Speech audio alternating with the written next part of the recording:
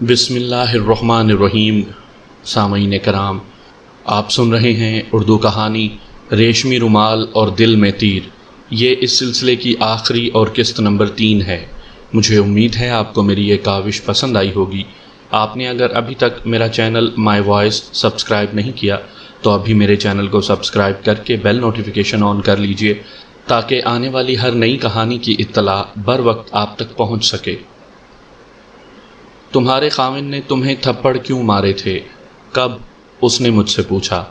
تھوڑے دن ہوئے ہیں، میں نے کہا۔ مودی، میں نے تمہیں پہلے ہی کہہ دیا تھا کہ میں جو کچھ پوچھوں وہ بالکل صحیح بتا دو۔ تم شاید سمجھی نہیں کہ تم کتنے بڑے خطرے میں آ گئی ہو۔ یہ لوگ آپس میں رشتہ دار ہیں اور تم باہر کی لڑکی ہو۔ وہ صرف چودھری اسحاق تھا جس نے تمہیں قبول کیا تھا۔ وہ مر گیا ہے۔ پیچھے جو رہ گئے ہیں وہ سب تمہارے دشمن ہیں۔ اب ان کی دشمنی پہلے سے زیادہ خطرناک ہو گئی ہے۔ یہ سمجھنے کی کوشش کرو، تم اپنے خاوند کی جائیداد کی حصے دار ہو۔ یہ لوگ جھوٹے سچے گواہ لا کر ثابت کر دیں گے کہ اپنے خاوند کو تم نے مروایا ہے۔ پھر میں مجبور ہو جاؤں گا۔ مجھ سے مت ڈرو، میں تمہیں پوری حفاظت دوں گا، لیکن مجھ سے کچھ بھی نہ چھپاؤ۔ کچھ نہیں چھپاؤں گی، اس نے کہا۔ پھر بتاؤ، تمہیں خاوند نے کیوں مارا تھا؟ میں نے پوچھا اور خود ہی جواب دے دیا۔ تم ابھی تک خالق سے ملتی ہو اور تمہارے خاوند کو پتہ لگ گیا تھا وہ تمہارے بھائی مظفر کا دوست ہے نا؟ جی، اس نے کہا۔ یہ ٹھیک ہے۔ میرے 2-3 سوالوں کے بعد وہ مان گئی کہ وہ خالق کو چاہتی تھی اور اس کی شادی خالق کے ساتھ ہو جاتی، لیکن حالات ایسے پیدا ہو گئے کہ اسحاق کے ساتھ شادی ہو گئی۔ اس نے یہ بھی مان لیا کہ وہ خالق سے اب بھی ملتی ملاتی تھی۔ چودھری اسحاق تو تمہیں سر آنکھوں پر بٹھاتا ہوگا، میں نے کہا۔ وہ میرا سر اپنے قدموں میں رکھتا تھا، اس نے کہا۔ مجھے وہ خریدی ہوئی لونڈی سمجھتا تھا۔ اس کے پاس پیار تو تھا ہی نہیں، ہر وقت روب میں رہتا اور ہر بات روب سے کرتا تھا۔ اس کے آنسو نکل آئے اور کہنے لگی، میں نے تو سوچ لیا تھا کہ خودکشی کر لوں گی۔ خالق نے تمہیں کبھی نہیں کہا تھا کہ آؤ کہیں بھاگ چلیں؟ کئی بار کہا تھا، اس نے جواب دیا۔ میں نہیں مانتی تھی۔ میں کہتی تھی کہ بھاگ تو چلوں، لیکن طلاق کے بغیر شادی تو ہو نہیں سکتی، پھر ہم چوروں کی طرح کہاں چھپتے پھریں گے؟ اس لڑکی کے ساتھ بہت باتیں ہوئیں۔ کبھی مجھ کو شک ہوتا کہ قتل کا باعث یہی لڑکی ہے۔ جن آدمیوں پر مجھ کو شک ہوتا تھا میں ان میں سے ہر ایک پر غور کرتا تو میرا دماغ الجھ جاتا تھا۔ ایسے ہی شک کی بنا پر میں نے ریشمی رومال مودی کے آگے رکھ دیا۔ ہم دونوں کے درمیان چھوٹی سی ایک میز پڑی تھی۔ میں نے رومال پھیلایا نہیں، ویسے ہی میز پر رکھ دیا تھا۔ کیا تمہاری سوکن کے بھائی اسحاق کے گھر آتے رہتے تھے؟ میں نے پوچھا۔ ان میں سے کوئی نہ کوئی کبھی آ ہی جاتا تھا، اس نے جواب دیا۔ کیا ان میں سے کوئی اس قسم کا رومال اپنے گلے میں ڈالتا تھا؟ شاید نہیں، اس نے جواب دیا۔ میں نے کبھی دھیان نہیں دیا تھا۔ ان کے ساتھ میں نے کبھی بات نہیں کی تھی۔ ان کو دیکھ کر میں کمرے میں چلی جاتی تھی۔ چودھری اسحاق کا ہوگا؟ نہیں، اس نے جواب دیا۔ اس نے گلے میں رومال کبھی نہیں ڈالا تھا۔ کیا یہ وہ رومال ہے جو چودھری کے گلے میں پڑا ہوا تھا؟ تمہیں کس نے بتایا ہے؟ 3-4 عورتوں نے مجھ کو بتایا تھا، اس نے جواب دیا۔ یہ بڑی غلط بات ہوئی تھی۔ اس رومال کی بابت کسی کو پتہ نہیں لگنا چاہیے تھا، مگر ایسی چیزیں چھپائی نہیں جا سکتیں۔ میں نے تماشائیوں کے سامنے لاش کے گلے سے رومال کھولا تھا۔ اصغر تو مفلر کی طرح یہ رومال اپنے گلے میں ضرور باندھتا ہوگا، میں نے کہا۔ نہیں، اس نے جواب دیا۔ تمہارے بھائی نے مفلر کبھی نہیں باندھا؟ باندھتا ہے، اس نے جواب دیا، لیکن اس رنگ کا نہیں۔ اس نے رومال کو کھولنا شروع کر دیا۔ اس کو پھیلایا نہیں، بلکہ اس کے کونے الٹ پلٹ کر دیکھنے لگی۔ وہ کونا سامنے آ گیا جس پر دل اور تیر بنا ہوا تھا۔ میں مودی کو دیکھ رہا تھا۔ اس نے پکی پینسل کا بنا ہوا یہ نشان دیکھا تو اتنی تیزی سے اس کونے کو الٹا کر دیا جیسے دل میں سے جو تیر گزرا ہوا تھا وہ اس کے ہاتھ کو چبھ گیا ہو۔ خالق بھی مفلر باندھتا ہوگا، میں نے کہا۔ نہیں، اس نے گھبراہٹ میں کہا۔ اس نے ایسا مفلر کبھی نہیں باندھا۔ مجھ کو جن جن پر شک تھا ان سب کا میں نے پوچھا تھا کہ وہ رومال گلے میں ڈالتا ہے تو مودی نے بڑے آرام سے جواب دیا تھا۔ ہر ایک کی بابت اس نے اطمینان سے بتایا تھا، لیکن خالق کی بابت پوچھا تو مودی اتنی زیادہ گھبرا گئی کہ وہ گھبراہٹ کو چھپا نہ سکی۔ اس کے چہرے کا رنگ بدل گیا۔ اس نے اس طرح نہیں کہا جیسے میں نے اس کو یہ کہہ دیا تھا کہ اپنے خاوند کو تم نے قتل کیا ہے۔ کیا یہی رومال لاش کے گلے میں تھا؟ مودی نے پوچھا۔ نہیں مودی نہیں، میں نے جھوٹ بولا، یہ رومال لاش کے گلے میں نہیں تھا، وہ سفید تھا، رنگ دار نہیں تھا۔ پھر یہ رومال آپ کے پاس کس طرح آیا؟ اس نے پوچھا۔ وہ گھر کی چار دیواری میں بند رہنے والی لڑکی تھی اور نا تجربے کار عمر کی تھی، اس میں چالاکی تھی ہی نہیں، مجھ کو اس نے پکے شک میں ڈال دیا تھا۔ میں نے اس کے سوال کا جواب یہ دیا کہ یہ رومال مجھ کو کھیتوں میں پڑا ملا تھا۔ اس کے بعد میں نے مودی سے کوئی اور سوال نہ کیا۔ اس کو کہا کہ وہ اپنے گھر چلی جائے اور کسی کو نہ بتائے کہ میرے ساتھ اس کی کیا کیا باتیں ہوئی ہیں۔ وہ چلی گئی تو میں نے نمبردار کو بلا کر پوچھا کہ مظفر کے علاوہ خالق کے دوست کون کون ہیں؟ یہ کہہ کر مجھ کو ایک اور خیال آ گیا، اس کے دوستوں کے علاوہ محلے کے 3-4 نوجوان لڑکوں کو بلا لو۔ میں نے کہا ان سب کو جگا کر لے آؤ۔ وقت آدھی رات کے قریب تھا۔ نمبردار نے مجھ کو بتایا کہ مظفر اور خالق شام سے باہر بیٹھے ہیں۔ میں نے ان کو کہا کہ ان کو بیٹھا رہنے دو۔ آدھے گھنٹے میں 7 لڑکے جن کی عمریں 16 سے 21-22 سال تک تھیں وہ آ گئے۔ مجھ کو افسوس ہونے لگا کہ میں نے رومال کی شناخت کا یہ طریقہ پہلے ہی کیوں نہیں آزمایا۔ میں نے ہر ایک لڑکے کو اکیلے اکیلے اندر بلایا اور پوچھا کہ یہ رومال کس کا ہے۔ 6 نے جواب دیا کہ وہ نہیں جانتے۔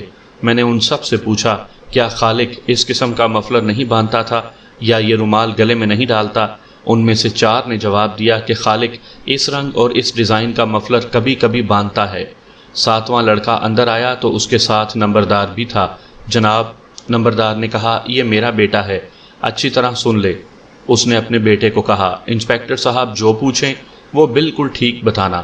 نمبردار اس کو میرے پاس چھوڑ کر جانے لگا تو میں نے اس کو روک لیا۔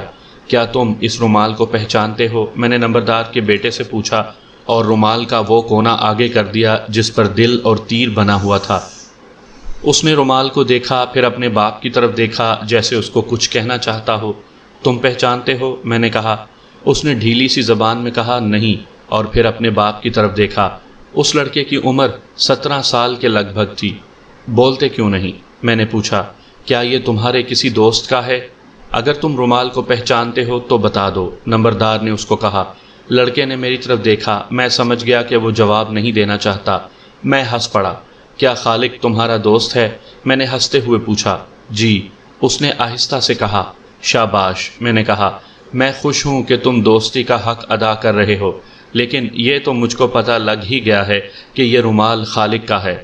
میں چاہتا ہوں کہ اس کی تصدیق تم کر دیتے، اس سے تمہارے والد صاحب کی عزت افزائی ہو جاتی کہ نمبردار کے بیٹے نے پولیس کی مدد کی ہے۔ بتا دے، نمبردار نے اپنے بیٹے کو کہا۔ دیکھ انسپیکٹر صاحب ہماری کتنی عزت کر رہے ہیں۔ میں اس لڑکے سے بات کہلوانے کی غرض سے ذرا نرم پڑ گیا تھا اور یہ ظاہر کیا تھا کہ میں اس کا محتاج ہوں۔ وہ نہ بولتا اور پردہ ڈالنے کی کوشش کرتا تو میں اس کو تھانے لے جاتا اور اس کا سارا خاندان بول پڑتا۔ یہ رومال خالق کا ہے، لڑکے نے کہا۔ اس شہر میں ایسے کئی رومال ہوں گے، میں نے کہا۔ تم یقین کے ساتھ کس وجہ سے کہہ رہے ہو؟ اس وجہ سے۔ اس نے میرا سوال ادھورا چھوڑ کر انگلی رومال کے کونے پر رکھی اور کہا، یہ محبت کی نشانی ہے۔ خالق نے مجھ کو یہ رومال دکھایا تھا اور اس نے کہا تھا کہ یہ ایک لڑکی نے تحفہ دیا ہے، لیکن اس نے لڑکی کا نام نہیں بتایا۔ میں نے بہت پوچھا تھا۔ وہ کہتا ہے کہ یہ پاک محبت کا تحفہ ہے، اس واسطے میں اس لڑکی کو بدنام نہیں کرنا چاہتا۔ میں نے وہاں سے اڈا اٹھایا اور تھانے چلا گیا۔ اپنے عملے کے آدمیوں کے علاوہ جن آدمیوں کو میں ساتھ لایا ان میں ایک تو مودی کا بھائی مظفر تھا اور دوسرا خالق۔ نمبردار بھی ساتھ تھا، لیکن اس کے بیٹے کو میں اس وجہ سے ساتھ نہیں لایا تھا کہ اس نے مجھ سے وعدہ لیا تھا کہ میں یہ ظاہر نہ ہونے دوں کہ اس نے مجھ کو بتایا ہے کہ یہ رومال خالق کا ہے۔ مجھ کو اس ضمن میں گواہ کی ضرورت ہی نہیں تھی۔ مجھ کو وہ وقت اچھی طرح یاد ہے جب میں تھانے پہنچا تھا۔ تھوڑی دیر بعد فجر کی اذان کی آواز سنائی دی۔ میرے دماغ کا اور جسم کا حال بہت برا ہو چکا تھا۔ 2 راتیں جاگتے گزر گئی تھیں، نہ دن کو آرام کیا نہ رات کو۔ میں ہیڈ کانسٹیبل مرشد علی کو یہ کہہ کر گھر چلا گیا کہ مظفر اور خالق کے کھرے چیک کرے اور میں 2 گھنٹوں بعد آ جاؤں گا۔ 2 گھنٹے سو کر دماغ صحیح ہو گیا۔ میں تھانے آیا اور ہیڈ کانسٹیبل نے بتایا کہ جائے واردات پر پائے جانے والے کھرے انہی کے ہیں۔ دونوں کم عقل تھے۔ میں نے جب ان کو بلایا تو دونوں اچھے کپڑے اور اچھے جوتے پہن کر آئے تھے۔ ایک نے تسموں والے شوز پہنے ہوئے تھے اور دوسرے نے پشاوری چپل پہنی ہوئی تھی۔ یہی پہن کر وہ جائے واردات تک گئے تھے۔ میں نے خالق کو اپنے دفتر بلا کر بٹھایا۔ خالق بھائی، میں نے پوچھا، سچ بولو گے؟ اس نے جواب دیا، لیکن لفظ ٹوٹ ٹوٹ کر اس کے منہ سے نکلے اور اس کے درمیان اس کو ہچکی سی آئی۔ یہ اس کی گھبراہٹ کی انتہا تھی۔ میں نے اپنا سوال دہرایا تو اس نے دائیں بائیں سر ہلایا، جس کا مطلب تھا نہیں، تم نے ایک جھوٹ بول لیا ہے۔ میں نے کہا، اب ایک اور جھوٹ بولو، پھر میں تمہیں تماشا دکھاؤں گا۔ میں نے ریشمی رومال کے کونے پر بنے ہوئے دل اور تیر پر انگلی رکھ کر کہا، یہ کس لڑکی نے بنایا تھا؟ کہہ دو مجھے معلوم نہیں، پھر میں اس لڑکی کو یہاں بلا کر تمہارے سامنے کھڑا کر دوں گا۔ فوراً بولو۔ وہ لڑکی رات کو میرے پاس رہی ہے جب میں تمہارے محلے میں تھا۔ یہ بلا شک و شبہ مودی کا دیا ہوا رومال تھا۔ میں پہلے سنا چکا ہوں کہ رات کو مودی نے رومال پر محبت کا نشان دیکھا تھا اور اس کا جو رد عمل تھا اس کو وہ چھپا نہیں سکی تھی۔ ہیڈ کانسٹیبل نے تمہارا کھرا دیکھا ہے نا؟ میں نے خالق کو کہا۔ خالق کی یہ حالت ہو گئی تھی کہ اس کی آنکھیں بھی سفید اور ہونٹ بھی سفید ہو گئے تھے، چہرے کا رنگ لاش کی طرح ہو گیا تھا۔ وہ نہ زبان سے جواب دیتا تھا نہ سر ہلاتا تھا، وہ بے ہوش ہونے والا تھا۔ میں نے اس کے واسطے پانی منگوایا اور اس کو پلایا۔ اب مرد بنو، میں نے کہا، تم نے مردوں والا کام کیا ہے، میرے سامنے بھی مرد بنے رہو، میں تمہاری مدد کروں گا۔ اس کو حوصلہ دینے کی غرض سے میں نے کہا، تم نے اس کو لوٹا نہیں، اس کے گھر میں ڈکیتی کی واردات نہیں کی، میں جانتا ہوں تم نے اس کو کیوں قتل کیا ہے، ہوش میں آؤ اور بولو۔ وہ کچھ بھی نہ بولا۔ خالق، میں نے کہا، اب جھوٹ اور انکار نہیں چلے گا، میں تم کو خواہ یہاں نہیں لایا۔ مودی بیچاری نادان ہے، وہ کچھ بھی نہیں چھپا سکی۔ تم کو اور مظفر کو وہاں دیکھا گیا تھا جہاں تم نے چودھری اسحاق کی گھوڑی روکی تھی۔ رومال اس کے گلے میں کیوں رہنے دیا تھا؟ اس کے سر کو ذرا سی حرکت ہوئی، میں اس حرکت کو نہ سمجھ سکا۔ وہ نہ انکار کرنے کی جرت کر رہا تھا نہ اقبال کی۔ پہلے تو آرام آرام سے اور نرمی سے اس کی حوصلہ افزائی میں کرتا رہا، لیکن اس کو جگانے کی ضرورت تھی۔ میں مزید انتظار نہیں کر سکتا تھا۔ میں اٹھا اور اس کے قریب جا کر اس کے منہ پر زوردار تھپڑ مارا۔ اس تھپڑ سے اس کے جسم میں رکا ہوا خون چل پڑا، اس کے چہرے پر سرخی آ گئی اور وہ بیدار ہو گیا۔ اب میں تمہیں الٹا لٹکاؤں گا۔ تھوڑی اور کوشش کے بعد وہ بول پڑا۔ میں ایسے اس کو حوصلہ دیتا رہا جیسے وہ اپنی غزلیں سنا رہا ہو اور میں داد دے رہا ہوں۔ اس کی زبان چل پڑی۔ میں نے قتل کی کہانی نہیں سننی تھی، میں نے مقدمہ بھی تیار کرنا تھا۔ اس غرض سے میں اس سے سوالات پوچھتا اور اس کے جواب لکھتا جاتا تھا۔ اس طرح اس کا بیان بہت لمبا ہو گیا تھا۔ بات صرف یہ تھی کہ وہ مظفر کا دوست تھا۔ مظفر کی ماں اس کو اپنا بیٹا سمجھتی تھی۔ مظفر کو معلوم نہیں تھا کہ اس کی بہن اور خالق میں دلی محبت چل رہی ہے۔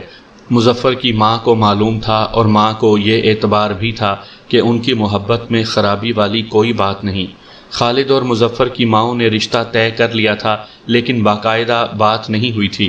خالق کی ماں نے ابھی تیاری کرنی تھی۔ مظفر کو یہ معلوم تھا کہ اس کی بہن خالق کے ساتھ بیائی جائے گی۔ مودی نے خالق کو یہ رومال دیا تھا اور اس کے کونے پر پکی پینسل کو تھوک لگا لگا کر دل اور اس میں سے گزرا ہوا تیر بنایا تھا۔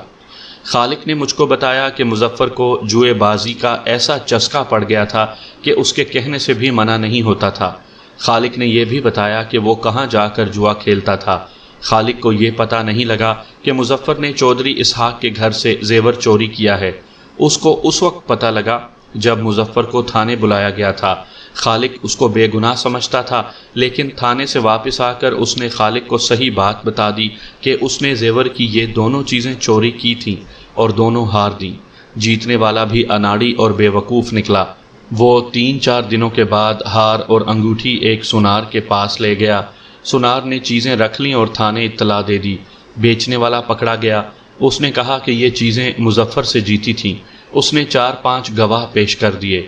مظفر پکڑا گیا، لیکن چودھری اسحاق نے مظفر کو اس شرط پر بچا لیا کہ وہ اپنی بہن کو اس کے ساتھ بیاہ دے۔ مظفر نے جب یہ شرط خالق کو بتائی تو خالق کے پاؤں تلے سے زمین نکل گئی۔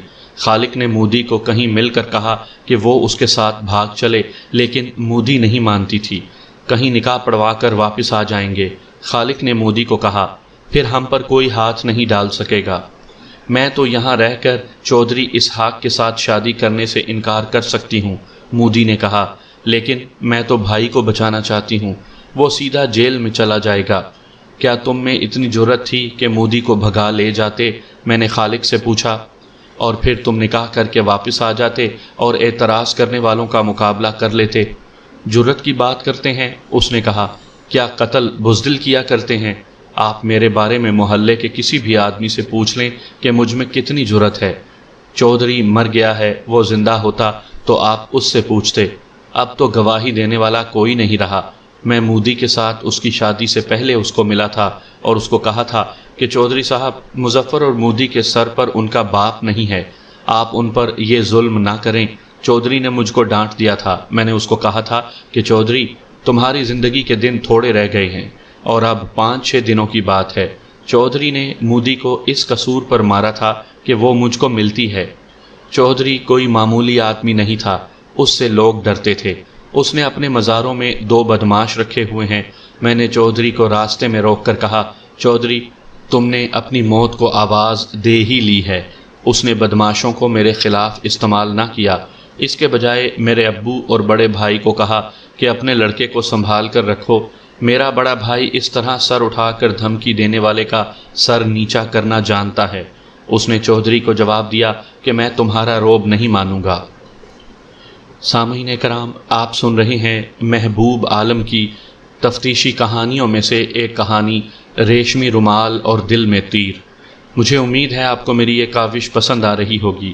آپ نے اگر ابھی تک میرا چینل مائی وائس سبسکرائب نہیں کیا تو ابھی اس کو سبسکرائب کر کے بیل نوٹیفیکیشن آن کر لیجئے۔ یہ بات کی باتیں ہیں۔ مودی کی شادی چودھری اسحاق مقتول کے ساتھ ہو گئی۔ خالق مظفر سے ناراض ہو گیا۔ مظفر پر مودی کی شادی اور خالق کی ناراضگی کا یہ اثر ہوا کہ وہ ہر وقت پریشان رہنے لگا۔ اس نے جوا چھوڑ دیا۔ مودی جب کبھی اپنے ماں باپ کے پاس آتی تھی تو خالق کے گھر بھی جاتی تھی، اور خالق کی بھابھی ایسا بندوبست کر دیتی تھی کہ خالق اور مودی کچھ دیر اکیلے اکٹھے بیٹھ جاتے تھے۔ مودی خالق کو بتاتی رہتی تھی کہ چودھری اسحاق اس کو کتنا پریشان رکھتا ہے اور وہ جہنم میں جل رہی ہے۔ مودی کو روتا دیکھ دیکھ کر، اس کی فریادیں سن سن کر خالق کے دل میں چودھری اسحاق کی نفرت بھرتی گئی، اور یہ نفرت انتقام کی صورت اختیار کر گئی۔ خالق نے مجھ کو بتایا کہ مودی نے مظفر کے ساتھ بول چال بند کر دی ہے، اور وہ اپنی ماں کے پاس آتی تھی۔ مظفر اس کے ساتھ بات کرتا تھا تو وہ اس کی طرف دیکھتی ہی نہیں تھی۔ ایک روز قتل سے 6 روز پہلے مظفر خالق سے ملا۔ خالق نے بھی مظفر کے ساتھ بول چال بند کی ہوئی تھی۔ تقریباً 1 سال ہو گیا تھا۔ مظفر خالق کے پاس جا کر بہت رویا۔ میں اپنی بہن کی ناراضگی اور زیادہ برداشت نہیں کر سکتا۔ اس نے خالق کو کہا، میری ماں کے دل میں بھی میری محبت نہیں رہی۔ چودھری اسحاق نے میری بہن کی زندگی دوزخ بنائی ہوئی ہے۔ کل اس نے ہمارے گھر آ کر مودی کو مارا ہے اور اس کو ساتھ لے گیا ہے۔ خالق، میری مدد کرو۔ کیا کرنا چاہتے ہو؟ خالق نے اس سے پوچھا۔ مودی کو چودھری سے کس طرح آزاد کرواؤ گے؟ تم کچھ بتاؤ۔ مظفر نے کہا، یہ میرا گناہ ہے، تم کہو تو میں خودکشی کر لوں۔ خالق تو پہلے ہی بھرا پڑا تھا۔ اس نے مظفر کو قائل کر لیا کہ چودھری اسحاق کو قتل کر دیا جائے۔ دونوں ایک بار پھر دوست بن گئے۔ وہ 2 دن قتل کے منصوبے سوچتے رہے۔ خالق نے ایک بوڑھے آدمی سے کسی گھوڑا سوار کی موت کا پرانا واقعہ سنا تھا۔ اس کا گھوڑا بدک گیا تھا۔ وہ گرا تو اس کا پاؤں رکاب میں پھنس گیا۔ گھوڑے نے اس کو گھسیٹ گھسیٹ کر مار ڈالا اور اس کو اپنے گھر لے گیا۔ خالق نے قتل کا یہ طریقہ سوچ لیا۔ چودھری اسحاق کھیتوں میں جاتا بھی تو گھوڑی پر جاتا تھا۔ خالق نے مظفر کو یہ طریقہ بتایا تو مظفر نے اپنا دماغ لڑا کر اس طریقے کو ذرا بہتر بنا لیا۔ دونوں بہت خوش تھے کہ انہوں نے قتل کا ایسا طریقہ سوچا ہے جس کو کوئی قتل کی واردات سمجھ ہی نہیں سکے گا۔ جو ہونا تھا اس کا سبب یہ بنا کہ مودی دونوں کے واسطے اپنی ماں کے پاس آئی اور خالق کے گھر بھی گئی۔ اس نے خالق کو بتایا کہ وہ کل شام تک اپنے گھر میں رہے گی اور چودھری اسحاق فلاں گاؤں میں اپنے کسی دوست کی شادی پر چلا گیا ہے، وہ کل بعد دوپہر واپس آئے گا۔ مودی نے یہ بھی بتایا کہ چودھری اپنی گھوڑی پر گیا ہے، وہ گھر واپس نہیں آئے گا۔ خالق نے کہا، اللہ کرے نہ ہی آئے۔ مودی نے کہا، خالق نے تو یہ بات ارادے سے کہی تھی، لیکن مودی نے ان لفظوں کو خالق کی بد دعا سمجھ کر خود بھی بد دعا دے دی۔ خالق نے اس کو اپنے ارادے سے آگاہ نہیں کیا تھا۔ اگلے روز دوپہر کا کھانا کھا کر مظفر نے اپنی بندوق نکالی اور ماں کو یہ بتایا کہ وہ خالق کے ساتھ شکار کو جا رہا ہے۔ وہ چلا گیا۔ دونوں اس گاؤں کے راستے پر گئے اور گھات کے واسطے ان کو وہ جگہ موزوں لگی جو بعد میں جائے وقوع بنی۔ دونوں نے 2-3 کارتوس فائر کیے اور پرندے مارے۔ دونوں 3 بار گھاٹی پر گئے۔ آخری بار اس کو چودھری اسحاق گھوڑی پر آتا دکھائی دیا۔ دونوں گھات میں چھپ گئے۔ گھوڑی گھاٹی سے اتری تو دونوں باہر نکلے۔ بندوق خالق کے ہاتھ میں تھی۔ وہ بندوق مقتول کی طرف کر کے گھوڑی کے راستے میں کھڑا ہو گیا۔ مظفر نے گھوڑی کی باگیں منہ کے قریب سے پکڑ لیں۔ چودھری، خالق نے کہا، میں نے تجھ کو بتا دیا تھا کہ تیری زندگی کے دن پورے ہو چکے ہیں۔ نیچے آ جا چودھری۔ چودھری اسحاق نے اپنی عادت کے مطابق ان دونوں پر روب جھاڑا اور گھوڑی کو ایڑ لگائی، لیکن گھوڑی مظفر کے قبضے میں تھی۔ مظفر بیٹے، چودھری کچھ نرم پڑ گیا اور بولا، میں نے تجھ کو جیل سے بچایا تھا۔ خالق نے بھی گھوڑی کے منہ کے قریب سے لگام کو پکڑا اور دونوں گھوڑی کو ساتھ والی اوٹ میں لے گئے۔ وہ ویران علاقہ تھا اور اوٹ بڑی اچھی تھی۔ مظفر نے چودھری اسحاق کا ایک بازو پکڑا اور زور سے نیچے کو کھینچا۔ دوسری طرف سے خالق نے اس کا پاؤں رکاب سے نکال دیا اور اس کی ٹانگ اوپر کو اٹھائی۔ اس طرح دونوں نے مل کر اس کو گھوڑی سے گرا دیا۔ خالق نے جیب میں مودی کا تحفہ ریشمی رومال رکھا ہوا تھا، اس کو اس نے جلدی جلدی سے مروڑا اور چودھری اسحاق کی گردن میں ڈال کر پیچھے ایک گانٹھ دی اور رومال کے دونوں سروں کو پوری طاقت سے کھینچا، جس طرح گانٹھ مضبوط کی جاتی ہے۔ اس دوران مظفر نے مقتول کا ایک پاؤں رکاب میں پھنسا دیا۔ مقتول کی پوزیشن یہ تھی کہ وہ تقریباً لیٹا ہوا تھا۔ تم نے رومال کھول کیوں نہیں لیا تھا؟ میں نے پوچھا۔ لاش کے ساتھ کیوں رہنے دیا؟ یہ مظفر کی غلطی تھی، خالق نے جواب دیا۔ اس کے پاس چاقو تھا۔ اس کے ذمے یہ کام تھے کہ مقتول کا پاؤں رکاب میں پھنسائے گا، زین کا تنگ چاقو سے آدھا کاٹے گا تاکہ زین ڈھیلی ہو کر ایک طرف ہو جائے اور لوگ سمجھیں کہ زین ڈھیلی ہو جانے سے سوار گرا تھا، اور اس نے تیسرا کام یہ کرنا تھا کہ گھوڑی کی پیٹھ پر دم کے قریب چاقو کی نوک زور سے مارنی تھی تاکہ گھوڑی ڈر کر دوڑ پڑے۔ مظفر نے یہ کام بہت جلدی کر دیے۔ گھوڑی کو چاقو لگا ہی تھا کہ وہ دوڑ پڑی اور رومال کے سرے میرے ہاتھ سے چھوٹ گئے۔ مجھ کو یہ یقین ہو گیا تھا کہ چودھری مر گیا ہے۔ گھوڑی تیز دوڑتی نظروں سے اوجھل ہو گئی۔ دونوں قاتل ذرا دیر انتظار کر کے دوسری طرف چلے گئے اور گھوم پھر کر واپس آ گئے۔ مجھ کو یاد ہے کہ میں جب لاش پوسٹ مارٹم کے واسطے بھیجنے لگا تھا تو مظفر نے مجھ کو کہا تھا کہ پوسٹ مارٹم کی کیا ضرورت ہے، یہ تو صاف پتہ لگتا ہے کہ چودھری صاحب زین ڈھیلی ہو جانے کے باعث گر پڑے تھے اور پاؤں رکاب میں پھنسا رہ گیا۔ میں نے مظفر کو بتایا کہ پوسٹ مارٹم ضروری ہے تو اس نے میرے ساتھ بحث شروع کر دی تھی اور میں نے اس کو ڈانٹ کر چپ کروایا تھا۔ خالق کے بعد میں نے مظفر کو اندر بلایا۔ اس کو جب پتہ لگا کہ خالق نے جرم کا اقبالی بیان دے دیا ہے تو اس نے بھی اقبالی بیان دے دیا۔ مجھ کو پھانسی چڑھنے کا کوئی افسوس نہیں ہوگا، مظفر نے کہا۔ زیور میں نے چوری کیا تھا اور سزا میری بہن کو ملی۔ میں بہن کو اس بوڑھے چودھری سے آزاد کروانا چاہتا تھا۔ یہ کام کر چکا ہوں۔ اب بہن مجھ سے ناراض نہیں ہوگی۔ میری دوسری خواہش پوری نہیں ہوئی۔ میں نے بہن کی شادی خالق کے ساتھ کرنی تھی۔ خالق اگر رومال کی جگہ رسی کا ٹکڑا استعمال کرتا تو ان دونوں کو پکڑنا بہت مشکل ہو جاتا۔ خالق جذبات میں آ گیا تھا۔ اس نے مجھ کو بتایا تھا کہ وہ مودی کی خاطر اس کے خاوند کو قتل کر رہا تھا، اس وجہ سے اس نے مودی کا ہی رومال استعمال کیا۔ خالد اور مودی کا مقدمہ 2 وکیلوں نے لڑا تھا، لیکن میرا تیار کیا ہوا مقدمہ اتنا مضبوط تھا کہ دونوں کو عمر قید دی گئی اور اپیل میں بھی سزا بحال رہی۔